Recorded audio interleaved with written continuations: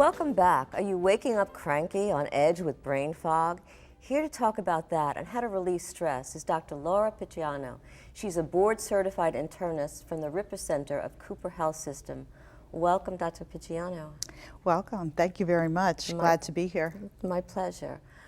Many people have trouble sleeping, and whether they can't fall asleep on time and they try to, or they're waking up and then waking up and then waking up. So what do people need to do, and why is it that people are sort of not taking lack of sleep seriously?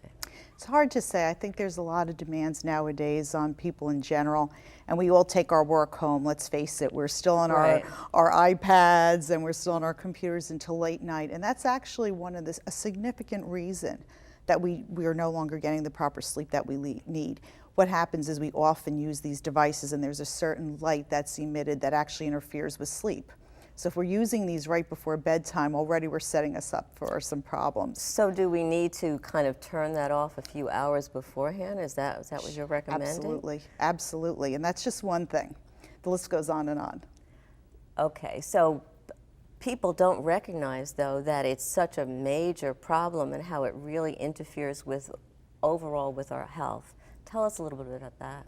Well, actually, fatigue. The actual biggest cause of fatigue is lack of quality sleep. And a lot of times we're sort of setting ourselves up with our lifestyle changes. There's things that we do, for example, a lot of caffeine in our diet, what we consider to be a nightcap, and hopefully not self-medicating, although we do see that from time to time. Right. They sure do. They sure do. So unfortunately, we start setting ourselves up, and before we know it, we're waking up and we're saying, you know, I felt like I didn't sleep, even though I might have been in bed for 6 to 8 hours. And then that basically just starts a whole horrible cascade of, I don't feel well, I'm not as productive, maybe there's some increased stress with that, and then very, very significant consequences like falling asleep when driving. That's very dangerous. Right. Exactly, and we're just not at our personal best. What do we need to do personally to create that optimal health within ourselves, other than just the sleep aspect? There's a lot of things we can do. First of all, I go through with all my patients, how are we doing with diet and exercise? Are we cleaning this up? Are we avoiding, I call it watch out for the ENs, nicotine, caffeine. Oh. These are significant issues.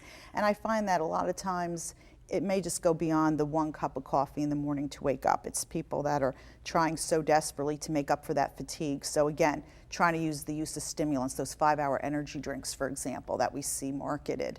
And some of that stuff actually works in a bad way because we're staying up and we're just not getting that downtime that we need to relax our bodies. So maybe doing that a little bit, but not really overdoing it is important. Exactly, and also timing it. I mean, there's nothing really wrong with having a cup of coffee early in the morning, but the caffeine can hang around quite often, very long, especially if we're, you know, saying I have a deadline and I want to get a little energy, and I'm doing that at 5 o'clock towards the end of the day, or that 3 o'clock pick me up when we all start tanking.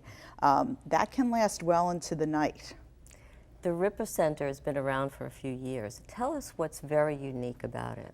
It's a great place. It really is. Not just because you work there. Not just because I'm there either. But basically, I just came on board on February, and that's when we had our second awakening, if you want to say. And what's special about it is we do only women. We're head-to-toe care, basically. We have a group of multi-specialists that come and do hours there. We're only seeing women, and there's only really women doctors that are there. So we're women treated by women, and we also have a great mission, and that's to educate. And that really is my heart. I love to educate lay folks about their bodies and their health, as well as obviously students and physicians-to-be. So a lot of our mission is education because, let's face it, your body doesn't always come with an owner's manual. Perfect, right. We need to learn that. And I knew about the fact that it was from head to toe from speaking with you, but I didn't know that it was all women doctors. And I think that sometimes when you have women concerns, that makes it easier to have a conversation with someone. Without doubt, without doubt. Stress seems to be a really big factor in our lives. You mentioned that, and it's often a killer and can lead to a lot of serious problems. What do we need to do to minimize our stress or take care of us so that the stress doesn't get out of control? Well, the biggest thing is to first recognize that it's there. I have a lot of folks that'll say, Dr. P, I know it's not there, but then as I'm listening to them recount a day, I can just say, here it goes, it's going on a whole lot. Well, first of all, the first thing you can do is, again, cleaning up the diet and exercise. It's very, very hard to bear stress when we're just not taking care of ourselves in a general fashion. So people who are malnourished, even overstimulated, these people are really going to be affected, especially if there's underlying mental health issues to begin with. The first thing you want to do is get that house in order. Second, That house meaning that whole body. It's body house, exactly. right. And then it's actually getting the appropriate resources. I do recommend most of the times to seek counseling or discuss it with your doctor. Are you somebody that would benefit from counseling? And then in those cases where we're failing that, recognize that there might be a role for medication treating your condition. Oftentimes people not only have stress, but they don't know where to turn, other than sometimes you said it's a great idea to turn to your physician, but there's so much information out there. What do we trust? How do we know what to trust that's accurate? There is a lot of information, unfortunately not all of it good. I think the internet in many ways is a blessing and sometimes a curse. Right. Here's what I would recommend.